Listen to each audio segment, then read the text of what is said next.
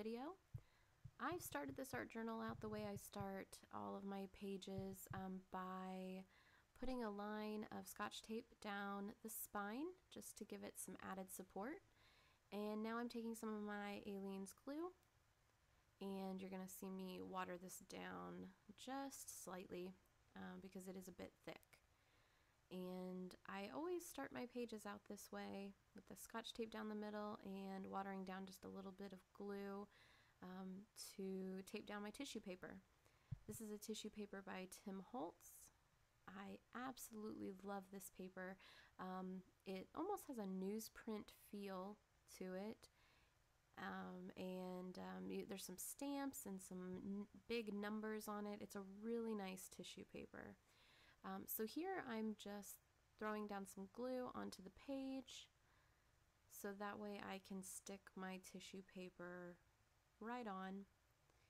And I'm going to grab my bone folder. I'm just going to get any of the creases or any of the air bubbles out from underneath. And then I want to make sure I get a really good crisp seam on this so that way when I open and close the book I don't have the page pulling on the paper underneath. So you're going to see me mess with the seam here a little bit right in the middle and try to get it real nice and crisp. And then I'm just going to throw some glue down on the other side once I'm happy with it. And then I will glue down that side of my tissue paper. One of the things that you want to be careful of when you're gluing this down is make sure you get plenty of glue along the edges. And I always sort of hold my edge up so that way I'm not dripping glue onto my previous page. So now I'm just going to do the same as I did before. I'm going to try to get all the creases out. If you like a lot of texture on your page, feel free to leave those creases in or to even crumple up your paper and create creases. That gives a really cool textured effect. I personally don't prefer that method, but it is a really cool method to use. Now I'm just going to hit it with a heat gun to try to dry it up a little bit before I start trimming down my page. And this tissue paper actually takes a little bit longer to dry than others that I've used, but I don't mind. I really like the end result with this paper, so it's worth the extra few minutes it takes to hit it with the heat gun. And then now I'm just going to trim up the edges. And I've found, and I've had people ask me before, how I can get my edges trimmed easier. I guess some people had some issues getting the edges trimmed real flush, and when I first started I did have that issue too of getting the edges trimmed, especially near the spine area. But I've found that the smaller the pair of scissors you use, the easier it is to trim up the edges clean.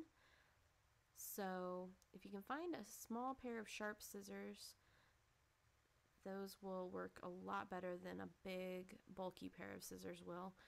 Just a little tip I've found. I know with those big bulky scissors it's hard to get a real fine edge, especially in the spine area. And then I'm just going to go back in and clean up any of the edges after I've hit it with the heat gun there again. And then now comes the gesso. I'm going to put down a layer of gesso just to push the tissue paper a little bit more into the background. And it doesn't have to be a thick layer of gesso, it can be a thin layer. You'll see I put down a fairly thin layer. However, if you want to push the text or whatever is on your tissue paper or whatever's in your background farther into the background, you can certainly do a thicker layer. If you want to do that, I almost recommend doing a thin layer and then drying it and then going back in and doing a second thin layer. If you do a really thick layer, it can get really globby and can get kind of tacky almost. So I always recommend drying between each layer, but of course do whatever you prefer. And then as you can see, I was just cleaning up the edge of my cover. It had a little bit of gesso on it, so I just use a baby wipe and wipe it up. I checked the page before it just to make sure that there wasn't any spillover of the gesso, and there wasn't. And then now I'm just going to hit it with my heat gun and make sure that it's nice and dry. You don't really want to go any farther until this gesso is really good and dry, because next we're going to be hitting it with some distress paint and you don't want to clog up your daubers.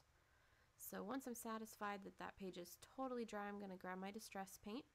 I've got antique linen, broken china, and salty water. And I'm going to be using all three of these colors to create my background base colors. And then I'm just going to be blending them with a baby wipe. And as far as the baby wipes go, I don't use anything fancy. I actually just use the cheapest baby wipes I can find. And then I'm just going to lay down some random spots, first with the antique linen. And then I'm going to go in with my broken china and do the same, just lay in a few spots. If you'd like more white area, use some more of the antique linen. Or if you want more of a specific color than another, obviously use more daubs of the color you prefer. I wanted mostly salty water, so you can see I'm putting a few more daubs of that color. And then from there, it's really simple. You just go in and blend it in with your baby wipe. If you don't like the look where it's really super blended, you could also use a brush. I've seen some of those sponge brushes. I've seen those used before, and they make a really cool effect. I just prefer the way the blended effect looks with the baby wipe. And if you feel like you laid your color on a little bit heavy, you can always get another baby wipe or flip your baby wipe around to a clean side, and that'll pick up even more of the color. I'm just using the same spot on my baby wipe because I'm pretty happy with that coverage. You can see it really pushes the background tissue paper into the background, but it's still slightly visible enough to give the page some interest. And just make sure you get all the way up to the edges and into the spine. And then at this point, if I feel like there's any areas that I would like to have more color or less color, I go from there. At this point, I'm liking the look of the antique linen a lot, so I'm going to add some more of that antique linen. And you're going to see I'm not actually going to wipe it in quite as much. I'm going to just sort of blend it slightly, but I'm going to leave some of the harshness to it because I really like the way that looks. And since I'm doing an up in the sky, flying sort of theme today for my page, I almost wanted to give just the impression of clouds, even though they really aren't clouds. That's why I chose this color scheme. So now I'm going back in with some more broken china here on this side and filling that in to make it just a little bit darker. If you're not getting it as dark as you would like, another thing you can do is actually to dry the page and then add more on top again. And then you'll build layers of that color. So now I'm just going to hit it with my heat gun and make sure that all that color is nice and dry. You don't want to go any farther until you've got your paint totally dry. And that doesn't really take very long. That distress paint dries pretty quickly. And then now I'm going to go in with my distress ink. This is Vintage Photo. I absolutely love the Distress line by Tim Holtz.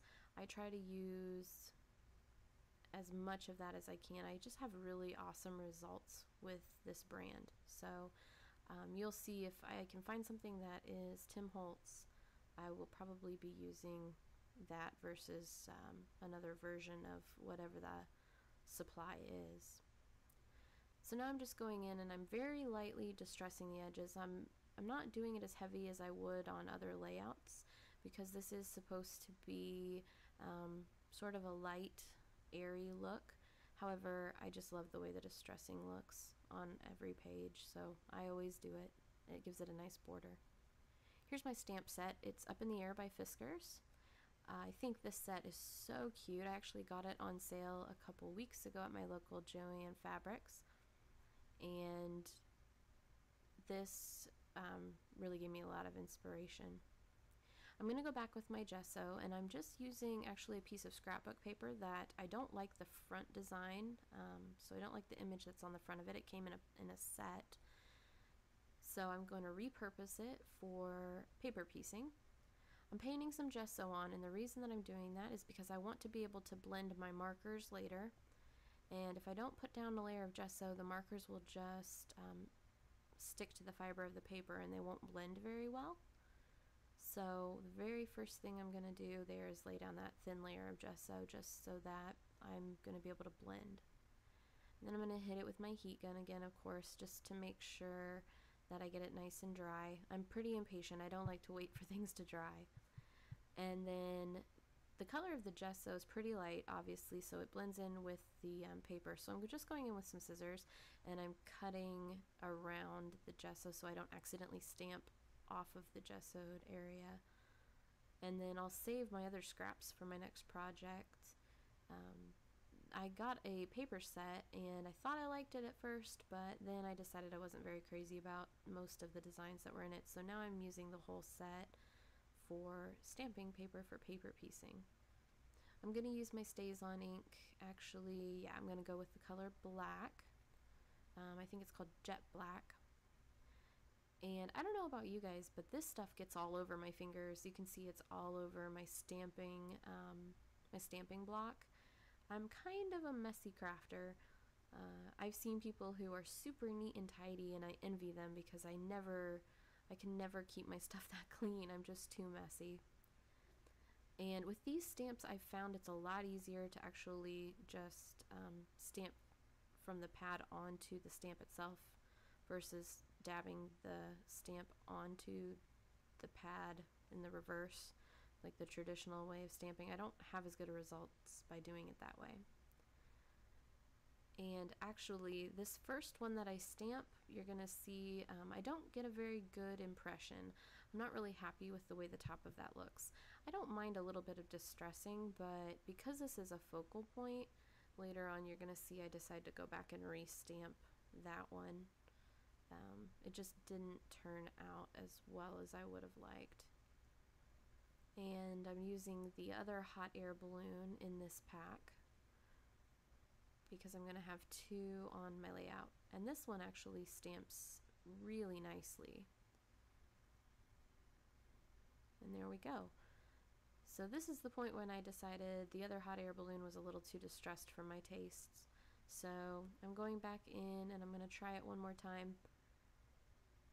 And you'll see I get a distressed look, but it's not quite as distressed as that first one. So I'm quite a bit happier with the second stamping.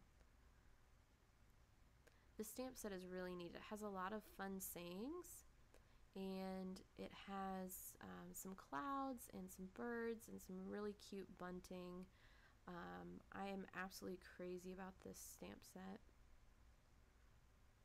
And there we go. As you can see, there's some distressing there in the middle, but I got most of the areas that I was the most concerned about. And here I am trying to be a clean crafter, although it hardly ever works. So I'm cleaning up my stamps. And I'm going to be moving on to the clouds that are in this set. I think they're super cute. In the set, the clouds actually have lots of little dots around them, which is fun. It almost looks like stitching. For my purposes, that's not really going to work. So you'll see when I begin to cut the clouds out that I don't actually use the little dots that are around them, but if I wasn't paper piecing, I would probably leave them. They're really cute, and they give a cool, almost stitched effect. And I had a lot of luck stamping these clouds. They turned out really nice.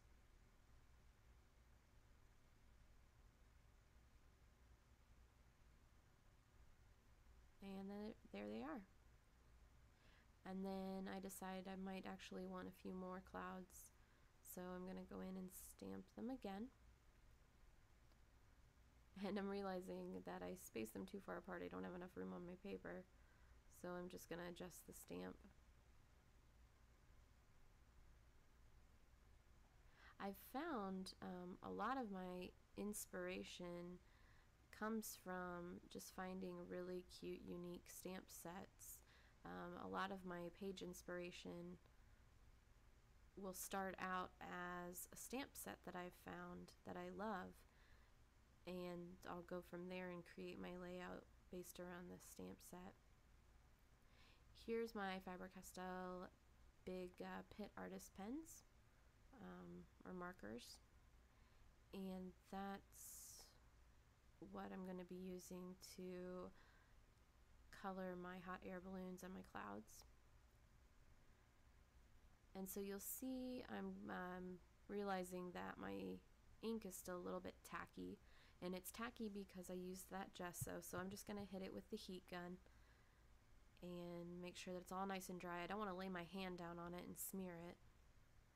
And once I've got it nice and dry, I'm going to go in with my markers, and you'll see how nicely they blend. I don't really stay in the lines here very well because I am trying to create some blending and some smearing of the color. So I don't worry too much because I'm going to be fussy cutting these designs out in the end. And I wasn't really sure how I was going to blend my colors or what exactly I wanted to do with my colors, so I'm kind of experimenting here at first, and then I get an idea of what I want to do and what I like, and then it all comes together. And you could use any colors that you want. I really gravitate towards blues and purples, but because my background was blue, I was trying to choose colors that would be set off, would really stick out from the background. So that's why I went with orange and yellow. I actually am not very crazy about the colors orange and yellow, but I wanted something that would stick out, so that's why I ended up going with these. If you have other colors that you like better and you feel like they set off from the background enough, definitely use those. So now I'm just going to go around the edges and make the edges just a little bit darker. And don't worry, I'm going to speed up the video here in a minute. You won't have to watch me color all of them.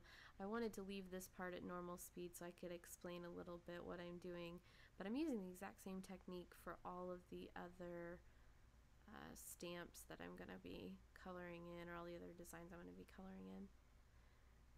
So I just went around the outside to make that look a little bit darker, and then I'll just put some darker areas and highlighting throughout.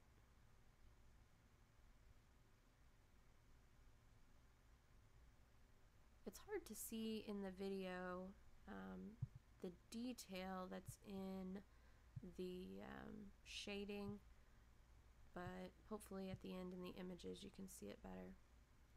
I'm realizing that there's little strings in the stamp that you're actually supposed to be able to see through because it is a hot air balloon. So you know how the basket has cords that hold the basket to the balloon, and I realized that to make it a little more realistic, you would actually be seeing the sky through the background or through the strings. So I went in and did that blue, and hoping that it would blend in with my page a little bit better, look just slightly more realistic.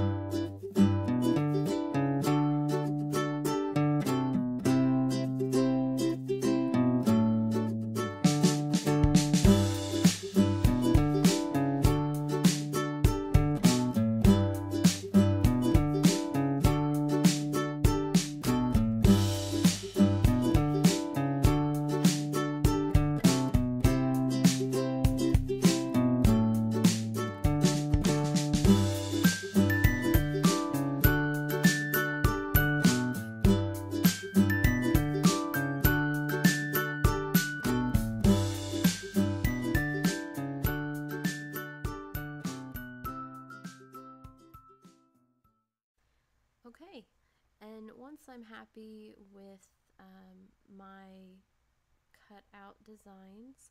I'm going to pull my art journal back into the frame here because we're going to start working on that again. And I always have to remind myself to stamp my saying first. This is a stamp set by Tim Holtz. I love this stamp set. I have a really bad habit of getting really excited about my images and wanting to put those on before I stamp my quote, and then I never end up leaving myself enough room. And this is a longer quote, so I actually remembered this time to stamp my quote first. I absolutely love this stamp set by Tim Holtz. You're going to see in most of my videos, this is my go-to font set. I use this for almost all of my sayings. I have tested out numerous font sets, and I've never been as happy as I am with this set.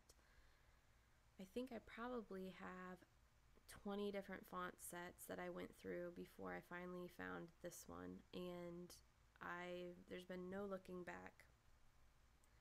Occasionally a layout will call for a font set like a sticker set or a different design, and so I try to wean myself away from this one, but it seems like I always find my way back. And for this layout, I didn't want the font to be quite as distressed. There was some areas that were a little hard to read, so I'm just going in and filling in the letters with my black big brush marker. And if you like the distressed look and you have a distressed font set, by all means do whatever makes you happy. I love the way these letters look. I love the way they stamp. Certain layouts, I want the letters to be a little bit more crisp. And you can see, I actually don't worry a whole lot about lining my letters up perfectly. I like them to be a little bit off center, a little bit off kilter, some higher than others. Part of that is a little bit of laziness, to be honest with you, but the other part, I really like the whimsical look of it, and I'm not a perfectionist as far as that goes. I'm happy with the way it feels free-flowing, and I'm not into perfection when it comes to the font. Now I'm going in with my white Jelly Roll pen, and I'm just adding some highlights. I love the way this looks. I do this on almost all my layouts, different fonts even. I'll sometimes go in and add my highlights. And now I get to glue on my paper pieces, which is one of my favorite parts. So I'm grabbing my Liquitex matte medium, and I'm also going to grab my Faber-Castell big brush marker. I've got this blue color that I think will blend nice. I like to add some shading around my paper piecing. It helps set it off of the page and makes it a little bit more interesting to look at. This blue isn't the perfect match. It doesn't look exactly the way I wanted it to, but that's okay. I'm pretty happy with how it turned out in the end. So again, I'm just going to show you this first balloon and then I'll speed up the video. It's pretty easy. Because I've got the gel medium in the background, I can still go in and nicely smear and smudge the ink. This is India ink, so it does dry permanent. If you're not quick, you won't be able to smudge it, or if you're not putting it onto a gessoed surface, especially if it's just straight paper, the fibers will really hold onto that ink. So you want to make sure you're putting it onto a surface that you can smear it on if you like to smudge your shading. And now I'm just grabbing some of my Liquitex matte medium. I'm going to paint it onto the backs of my paper pieces, and then I'm just going to stick those down.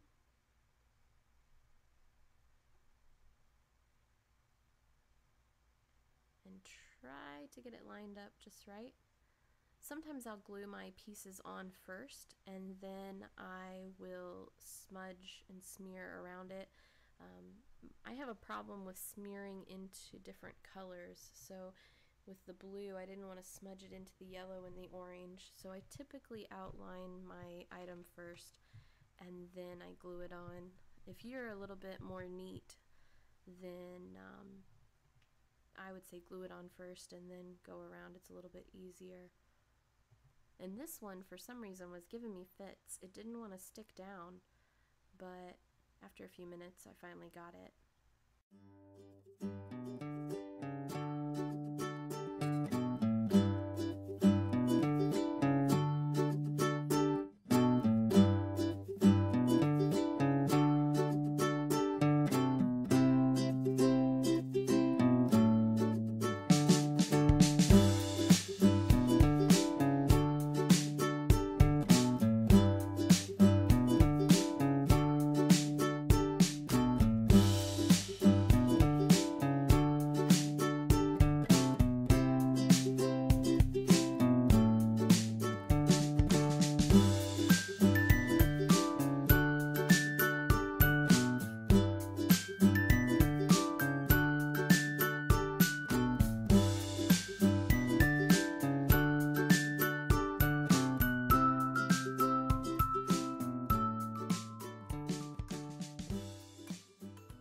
I'm super happy with the way that turned out.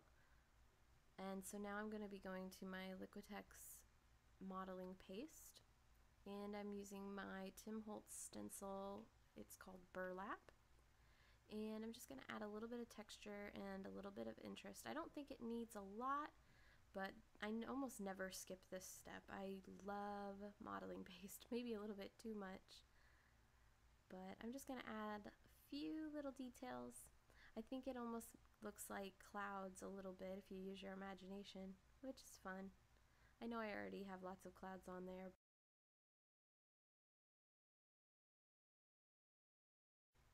And there it is. I'm really excited with how this layout turned out. This was a ton of fun to make. If you guys make this layout or a layout inspired by it, please post your pictures. I'd love to see them. If you enjoyed this video, please give it a thumbs up and subscribe to my channel for some more art journaling videos and more crafting to come. Thank you guys so much. Have a great day.